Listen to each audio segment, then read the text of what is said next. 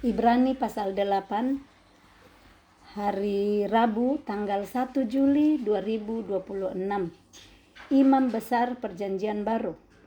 Inti segala yang kita bicarakan itu ialah kita mempunyai imam besar yang demikian, yang duduk di sebelah kanan tahta yang maha besar di sorga, dan yang melayani ibadah di tempat kudus, yaitu di dalam kemah sejati yang didirikan oleh Tuhan dan bukan oleh manusia.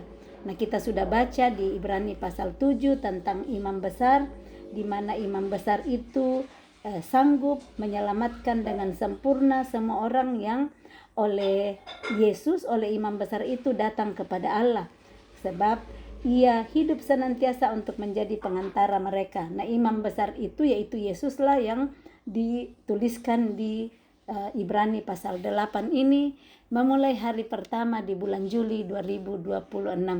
Kita mengucap syukur betapa kasih setia Tuhan. Selama 30 hari kita sudah menjalani kehidupan di bulan Juni. Kemarin kita sudah menutup bulan Juni 2026 yang tidak akan mungkin kembali lagi. Apa yang kita sudah kerjakan di bulan Juni 2026 itu yang akan kita pertanggungjawabkan nanti di hadapan Tuhan. Nah, sekarang kita masuk ke hari yang baru, bulan yang baru. Kita perkatakan bahwa bulan ini bulan yang penuh berkat, bulan yang penuh mujizat, bulan kesembuhan, bulan kemenangan, bulan pemulihan relasi, bulan kesembuhan, dan di mana kita semakin dekat kepada Tuhan. Kita perkatakan dan aminkan terlebih dahulu, karena hidup dan mati itu dikuasai oleh lidah. Siapa suka memakannya akan memakan buahnya. Kemarin saya bagi di status saya tentang bagaimana hidup kita besok ditentukan oleh perkataan kita hari ini. Jadi yang kemarin-kemarin kita sudah perkatakan gak bisa kita balik, tapi kita bisa memulai hari ini dengan perkataan yang bagus.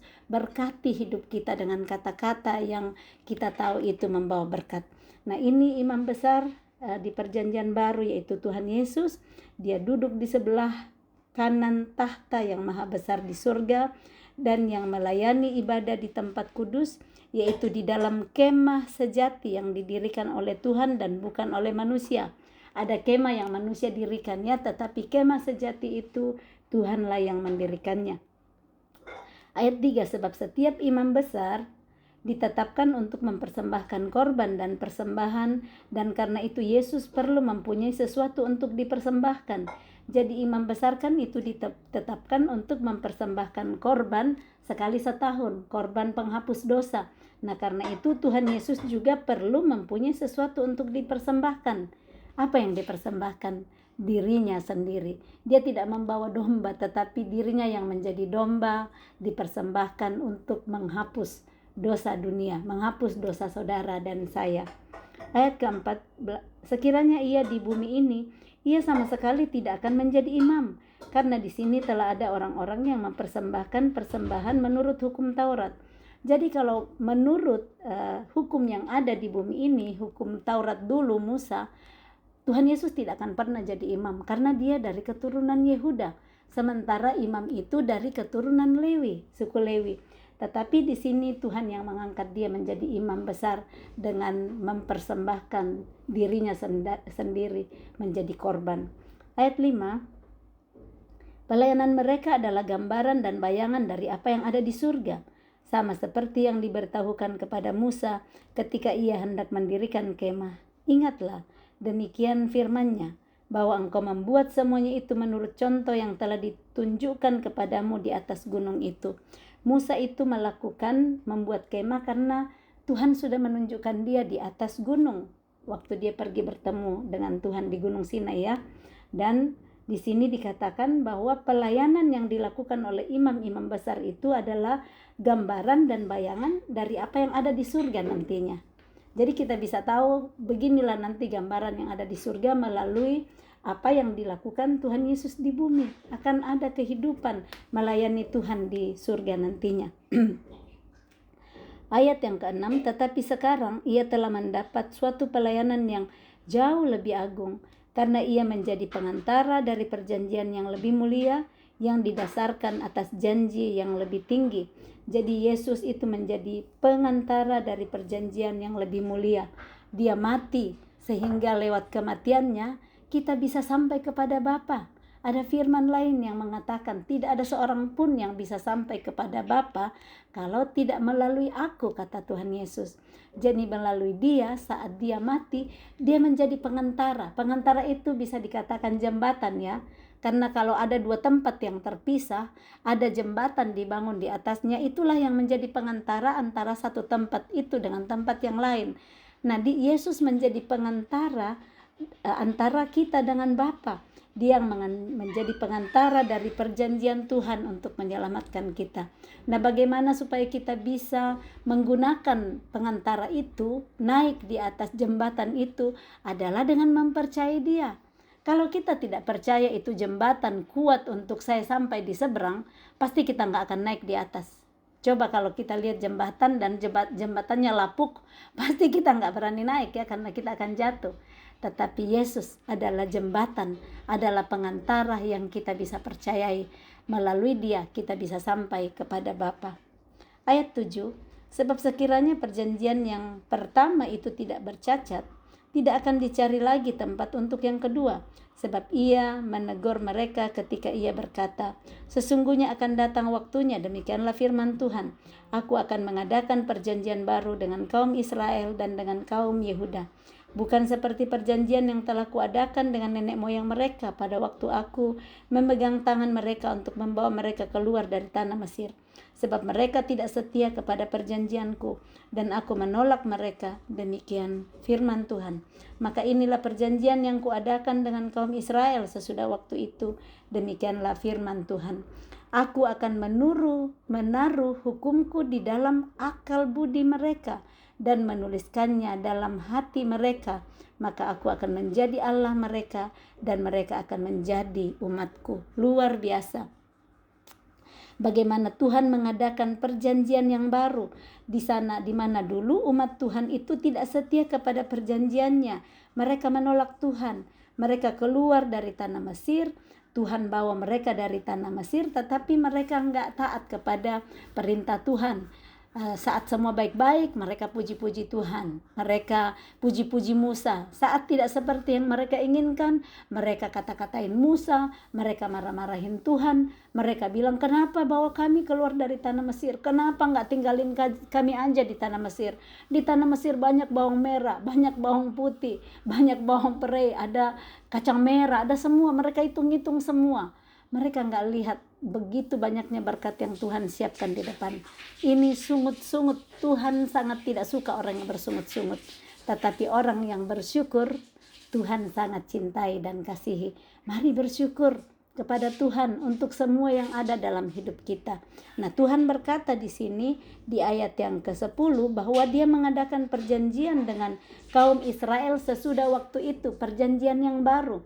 Bahwa Tuhan akan menaruh hukumnya dalam akal budi mereka, nggak ditulis di atas loh batu, tetapi ditaruh di dalam akal budi, di dalam pikiran mereka, dan menuliskannya dalam hati mereka. Jadi hati yang menjadi loh batu tempat menulis, bukan lagi di loh-loh batu yang kita lihat sehari-hari. Nah, loh batu itu adalah hati kita. Bagaimana saat kita mempersiapkan loh batu kita untuk ditulisi firman, untuk Tuhan menulis peringatan-peringatannya dan hukum-hukumnya di sana, itu saat hati kita terbuka. Hati kita terbuka untuk menerima kebenaran firman Tuhan di sana. Jadi di situ dituliskan, dikatakan bahwa aku menaruh hukumku dalam akal budi mereka dan menuliskannya dalam hati mereka, maka aku akan menjadi Allah mereka dan mereka akan menjadi umatku. Jadi saat Tuhan menulis hukumnya dalam akal budi kita dan menuliskan hukumnya itu dalam hati kita, saat itulah Tuhan akan menjadi Allah kita dan kita menjadi umatnya. Kenapa? Saat kita di dalam akal budi ada hukum Tuhan, di dalam hati kita ada hukum Tuhan, setiap kali kita berjalan, setiap kali mau berbicara, setiap kali mau bertindak, hukum Tuhan yang tuntun kita karena ada di hati. Kalau kita mau bohong, Roh Kudus ngingetin kita, kamu mau bohong, Tuhan gak suka bohong. Setiap kali kita mau cemburu, Tuhan ingatin. Setiap kali kita mau pelit, Tuhan ingatin. Setiap kali kita kepahitan Tuhan ingatin. Jadi Tuhan akan menjadi Allah kita saat hukum-hukumnya kita terima dituliskan di dalam hati kita. Ayat 11, dan mereka tidak akan mengajar lagi sesama warganya atau sesama saudaranya dengan mengatakan, kenallah Tuhan, sebab mereka semua besar kecil akan mengenal aku. Jadi semua orang kenal Tuhan nantinya saat dengan rendah hati orang membuka hatinya untuk dituliskan hukum Tuhan dan ditaruh di dalam akal budi mereka. Ayat 12, sebab aku akan menaruh belas kasihan terhadap kesalahan mereka dan tidak lagi mengingat dosa-dosa mereka. Luar biasa kalau ada belas kasihan kalau kita salah. Coba lihat kalau kita melakukan kesalahan ya. Mungkin kita menghilangkan uang orang tua, misalnya 500.000, padahal perlu sekali disuruh pergi belanja dan hilang di jalan, atau kecurian. Dan kesalahan kita itu diampuni, ada belas kasihan. Betapa kita yang salah itu akan sangat bersyukur saat kesalahan kita diberikan belas kasihan oleh papa atau mama dengan tidak dimarahin dan tidak dihukum. Nah, ini Tuhan janji, aku akan menaruh belas kasihan terhadap kesalahan mereka, terhadap kesalahan kita Tuhan akan menaruh belas kasihan. Dan tidak lagi mengingat dosa-dosa kita. Kalau Tuhan gak ingat lagi dosa-dosa kita, luar biasa. Dosa kita itu merah seperti kermisi, akan diputihkan seperti salju. Berwarna merah seperti kain kesumba, akan diputihkan seperti bulu domba. Itu janji Tuhan. Yesaya 1 ayat 18.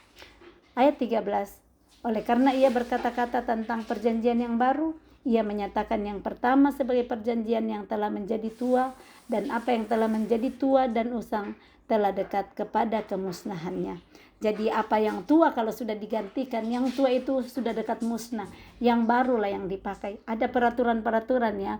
Saat keluar peraturan baru, peraturan lama usang dan tidak berlaku lagi. Nah, seperti itu, biarlah peraturan-peraturan lama yang kita kenal, yang kita hidupi berpuluh-puluh tahun dalam hidup kita, karena kita belum tahu kebenaran. Hari ini saat firman Tuhan datang mengajarkan kita kebenarannya, mengajarkan yang baru dalam hidup kita, jangan kita tinggal berkeras hati dengan hukum-hukum lama yang kita percaya, yang kita dengar. Oh iya, kalau tetangga saya itu ngampunin orang 10 kali, saya sudah bersyukur kalau saya ngampunin 15 kali. Padahal ajaran Tuhan Yesus, ampuni 70 kali 7 kali. Jangan bangga karena melihat orang lain melakukan, tetapi belum melakukan full perintah Tuhan. Jangan senang kalau udah lakukan 1-2 firman, tetapi yang lain-lain kita nggak lakukan. Mari kita terus memperbaharui hati kita, memperbaharui hidup kita dengan terus rendah hati, membuka hati kita, disiram oleh firman, menerima perintah-perintah Tuhan, hukum-hukum Tuhan yang ditaruh di akal budi kita dan yang ditulis di hati kita, supaya kita bisa tahu dan kita bisa mengenal hukum-hukum Tuhan, supaya kita nantinya bisa hidup dan menghidupi hukum-hukum Tuhan di dalam sepanjang kehidupan kita. Dan dikatakan di dalam firman Tuhan bahwa berbahagialah orang yang menghormati firman Tuhan. Berbahagialah orang yang tidak memandang remeh firman Tuhan. Amin. Salam kasih, Tuhan Yesus memberkati. Shalom.